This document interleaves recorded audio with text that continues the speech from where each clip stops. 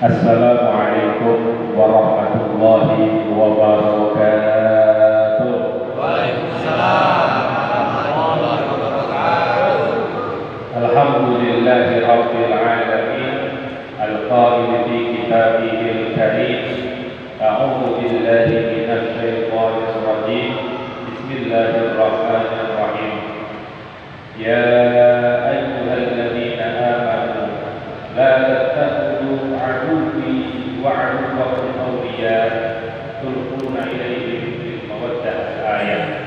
Asyhadu an la ilaha illallah wa asyhadu anna Muhammadar Rasulullah. Allahumma shalli wa sallim wa barik ala sayyidina Muhammadin wa ala alihi wa sahbihi wa man tabi'ahum ila yaumiddin. Amma ba'd. Hadirin wal hadirat, ada ibunya ya? Ada.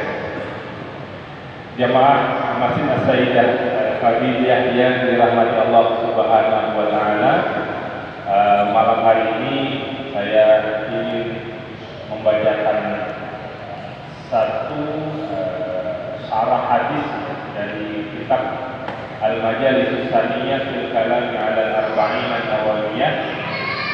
Kitab ini merupakan penjelasan dari kitab Arba'in an-Nawawiyah, kumpulan 40 hadis Imam Nawawi yang dijelaskan atau disyarahkan oleh Al-Imam Ibnu Syekh Hijazi dalam kitabnya ini.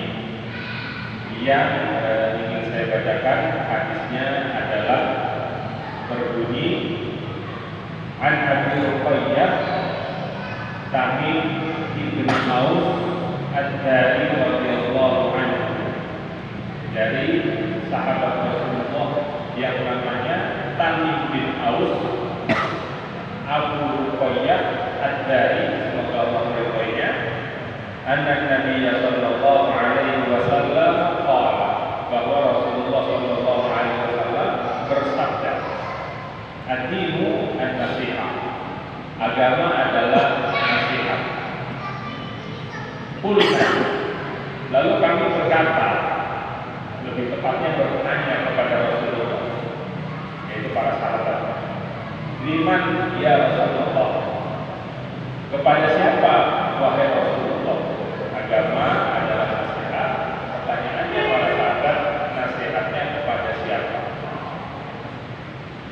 Qala, Rasulullah kemudian menjawab, lillah, yang pertama adalah untuk Allah, wal kitabihi, yang kedua adalah untuk kitabnya Allah, wal rasulihi, yang ketiga adalah untuk utusannya Allah, wal ummatil muslimin, dan yang keempat adalah untuk para pemimpin umat Islam, dan terakhir wa amatihim, dan yang kelima adalah untuk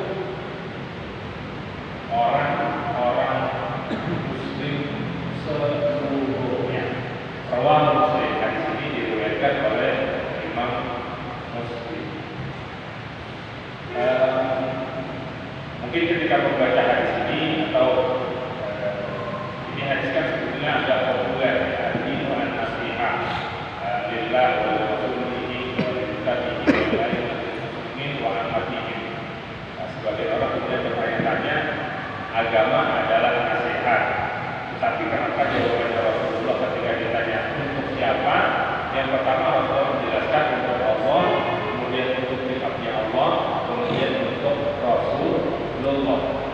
Di sini para ulama menjelaskan bahwa maksudnya agama adalah nasihat untuk Allah itu bukan berarti agama menasihati Allah, atau agama menasihati kitabnya Allah, atau agama menasihati utusannya Allah Subhanahu wa ta'ala. Maknanya adalah ad-dinu an-nasihatu lillahi, agama adalah nasihat kepada Allah, yaitu al-iman bihi wa ta'atuhu bil qalbi wal badani wa nahwu dzalik.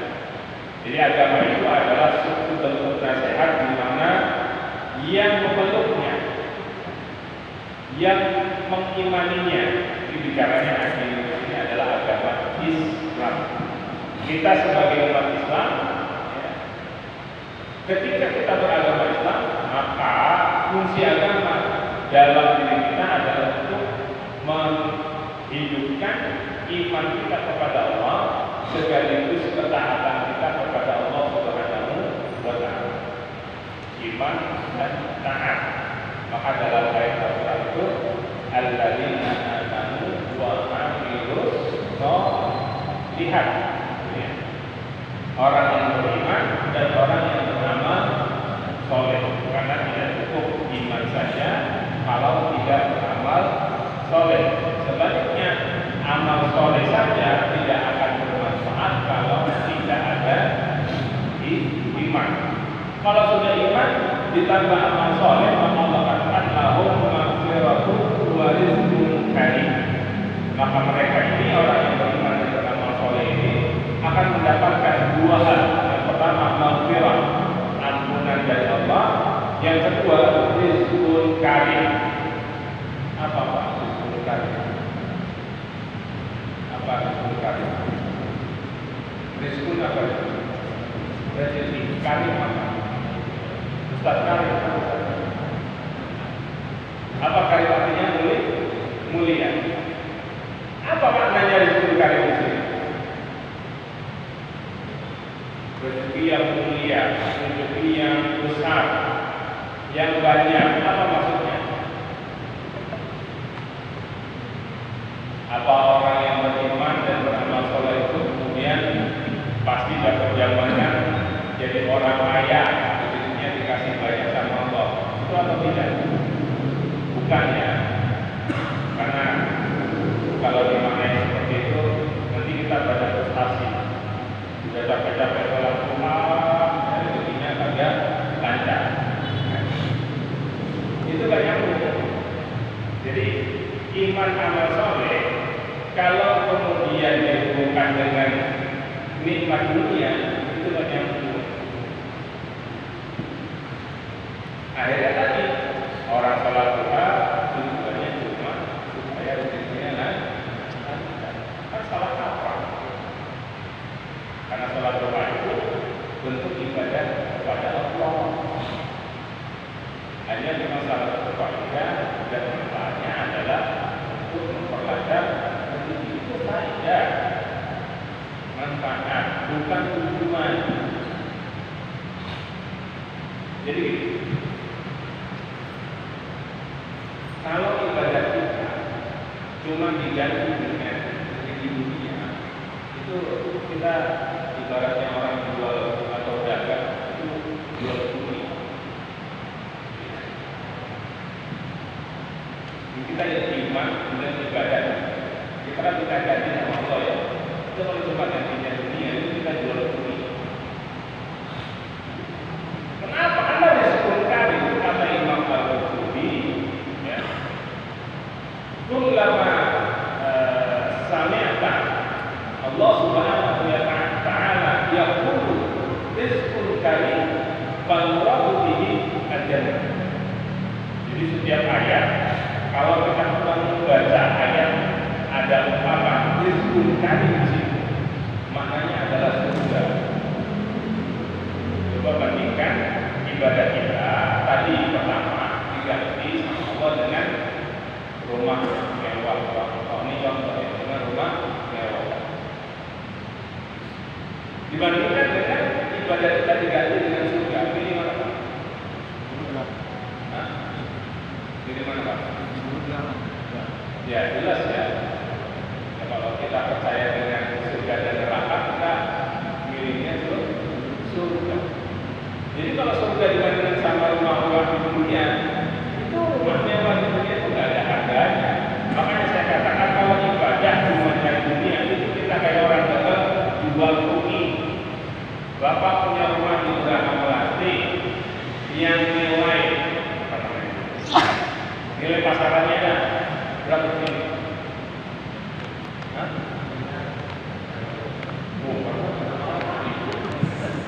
Ini ketemu masih setengah jam saja. 400. Ada orang kalau